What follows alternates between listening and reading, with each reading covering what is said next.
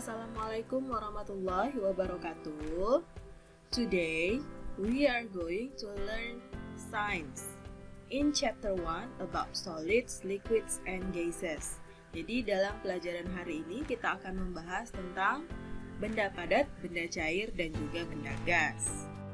In this chapter, you will learn to recognize that matter has mass and occupies space. Jadi, dalam pembelajaran kali ini, tujuan pembelajaran kita yaitu mengenali bahwa benda-benda itu memiliki massa dan menempati ruang. All living and non-living things are matter. That includes us, the water we drink, and the air we breathe. Semua yang ada di bumi ini, baik benda hidup ataupun benda mati, itu disebut dengan matter. Termasuk manusia, air yang kita minum, udara yang kita hirup, itu termasuk ke dalam benda. Look at the picture. Can you name some examples of matter? Yes. There are air. Air examples of gas. And then water example of liquid. Sand examples of solid. Crab examples of solid. There are so many examples of matter. Can you mention based on the picture? This is some examples of matter. Udara itu adalah contoh benda gas. Air itu contoh benda cair. Sand and crab itu termasuk contoh benda padat. Jadi benda-benda ini termasuk ke dalam matter. After you mention some examples of matter based on the picture beside, so the question is, what is matter? Apa itu wujud benda?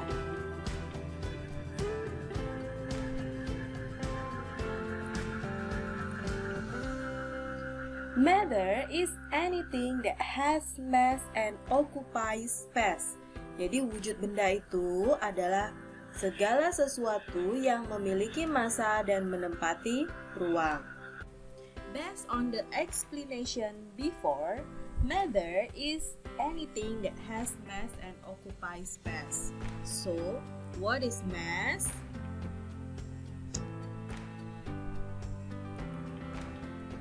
Mass is the amount of matter in an object. Jadi berat itu adalah, atau mass itu artinya berat atau massa suatu benda. We can compare the masses of two objects using a lever balance. Kita bisa membandingkan berat dua buah benda dengan menggunakan lever balance atau timbangan tuas.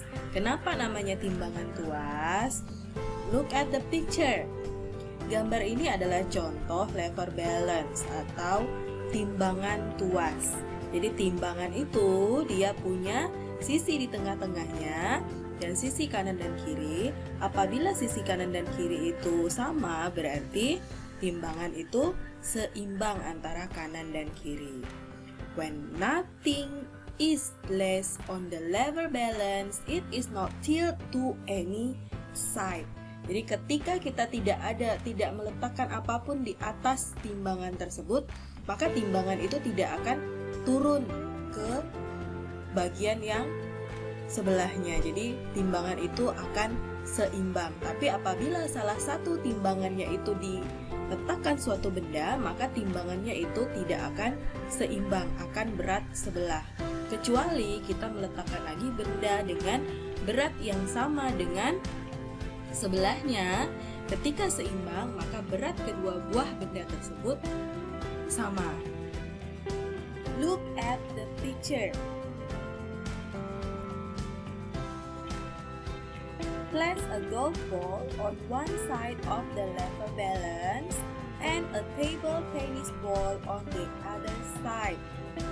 Jadi kita bisa meletakkan salah satu sisinya itu kita letakkan bola golf, dan salah satu sisi dari lever balance itu kita letakkan bola tenis meja atau bola pingpong. What happens to the lever balance? Apa yang terjadi dengan lever balance? Nah, look at the picture. The lever balance is tilted down to the side with the golf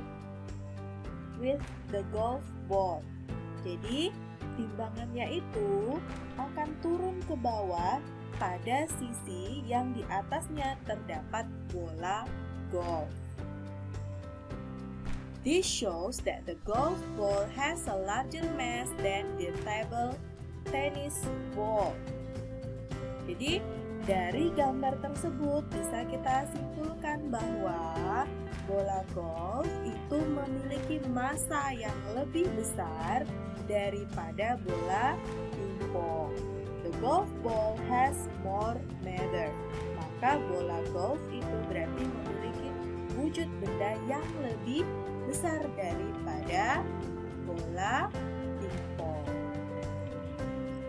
Mass is usually measured in units such as gram and kilogram. 1 kilogram is equal with 1,000 gram. For example, this is bread, 500 grams of bread. And then 1 kilogram dumbbell. And look at the picture. This is the electronic balance. Nah, ini adalah salah satu contoh dari electronic balance atau timbangan digital. We can use an electronic balance to measure the mass of an object accurately.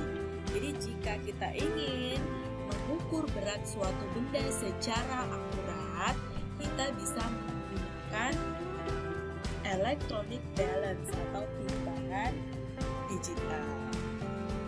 Next, what is volume? Volume is the amount of space occupied by matter. Jadi, volume itu adalah jumlah ruang yang ditempati oleh suatu benda. Volume is usually measured in units such as milliliter, liter, and cubic centimeter. 1 liter is equal with 1,000 milliliter or equal with 1,000 cubic centimeter.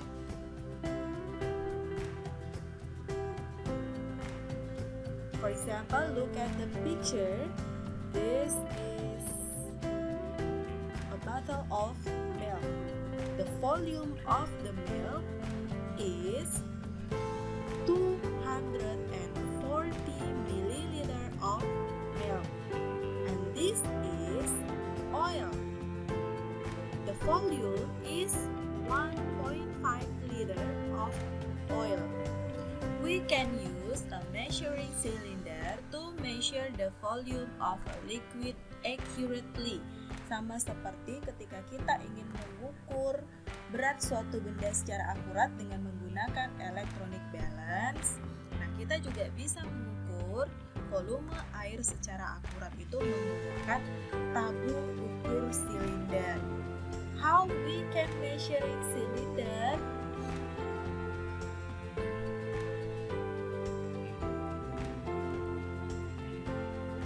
Look at the pictures. This is the volume of the liquid in the measuring cylinder is 70 cubic centimeter. How can we measure it? The first one, you have to place the measuring cylinder in a flat surface.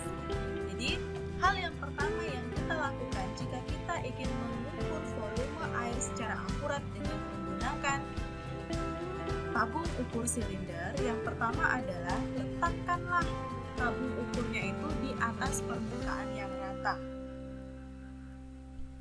And then, the second is position your eye at the same level as the liquid level.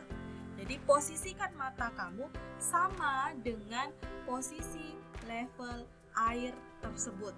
Jadi tidak boleh terlalu di atas ataupun terlalu di bawah. Posisikan mata kita sejajar dengan level airnya. And then take the reading at the lowest point of the curved liquid surface. Nah, lalu kita bisa membaca berapa volume airnya itu dengan melihat titik yang paling terakhir pada permukaan air tersebut. Berapa? Berada di titik berapakah volume air tersebut? Based on the picture, the volume of the liquid is 70 cubic centimeter. So, we can know the volume of the liquid is 70 cubic centimeter based on the measuring cylinder. Look at the picture. What is the volume of water in this measuring cylinder? Now look at the picture. Berapakah volume air pada tabung silinder tersebut? Kita lihat di situ posisinya berapa? Ya, benar. 47 ml. Jadi volume air pada tabung tersebut adalah 47 ml. And then, how can we measure the volume of a solid such as marble? Lalu ada pertanyaan berikutnya, bagaimana cara kita mengukur volume benda padat, contohnya seperti kelereng? Bu, kelereng itu kan benda padat. Nah, jadi di sini pertanyaannya, bagaimana caranya kita mengukur volume benda padat? Nah, a marble and water cannot occupy the same space. When we place a marble in a measuring cylinder containing water, the water level will rise. Jadi, sebuah kelereng dan air itu tidak dapat menempati ruang yang sama. When we place a marble in a measuring cylinder containing water, the water level will rise. Jadi ketika kita meletakkan atau menempatkan kelerengnya di dalam tabung silinder yang berisi air, maka level airnya itu akan naik. Jadi ukuran airnya itu akan naik. Nah, look at the picture. The volume of water is 30 cubic centimeter. Jadi volume air itu ada 30 cm kubik. Nah, look at the beside volume of water and marble. Jadi ada juga volume air dan juga kelerengnya. Jadi kalau volume air dengan kelerengnya itu kita masukkan ke dalamnya, maka level airnya naik menjadi 35 cubic centimeter atau 35 cm kubik. Ada perubahan atau tidak? Ya, ada perubahan level air. The volume of the marble is the difference between the two volume. Jadi volume dari kelerengnya itu adalah selisih antara dua volume airnya. Bagaimana cara menghitungnya? Caranya yaitu volume of water and marble minus volume of water. Jadi volume air dengan kelereng itu kita kurangkan dengan volume air saja. Jadi kalau volume air dengan kelereng itu 35 cm kubik, kita kurangkan dengan 30 cm kubik, maka hasilnya adalah 5 cm kubik. So, the volume of a marble is 5 cubic centimeter. The next question is, how do we know whether something is matter? Bagaimana kita bisa tahu bahwa suatu benda itu adalah wujud benda? Nah, we have mass and occupy space. Jadi, kita bisa mengetahui jika suatu benda itu adalah wujud benda jika memiliki massa dan menempati ruang. We are matter. Jadi kita ini termasuk ke dalam wujud benda. Kenapa? Karena kita memiliki berat dan juga mengisi ruang.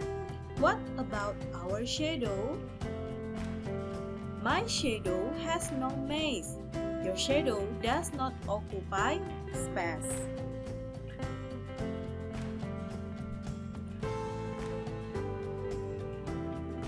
A shadow does not have mass and does not occupy space. It is not matter. So, jika ada pertanyaan, how about our shadow? It is matter or no? Yes. A shadow is not matter. It is not matter because a shadow does not have mass and does not occupy space. Jadi, bayangan itu tidak memiliki berat dan juga tidak menempati ruang, maka bayangan itu tidak termasuk wujud benda. Similarly, light and heat from the sun are not matter. Nah, sama juga dengan light and heat from the sun. Jadi ada cahaya dan juga panas dari matahari, itu juga tidak termasuk wujud benda. The sun, however, is matter with very large mass and volume. Nah, berbeda dengan matahari, matahari itu adalah wujud benda dengan massa yang sangat besar dan volume yang besar. Jadi, walaupun cahaya dan panas matahari itu bukan wujud benda, tetapi mataharinya adalah sebuah wujud benda yang sangat besar. I think it's enough to explain about matter. I hope you can understand about the matter.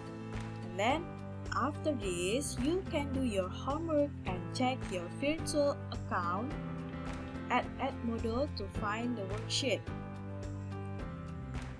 I'll give you 1 week to turn in your homework. Nah, jadi kamu nanti akan mengerjakan tugas rumah kamu dengan mengecek di kelas online-nya di Edmodo untuk menentukan worksheet-nya.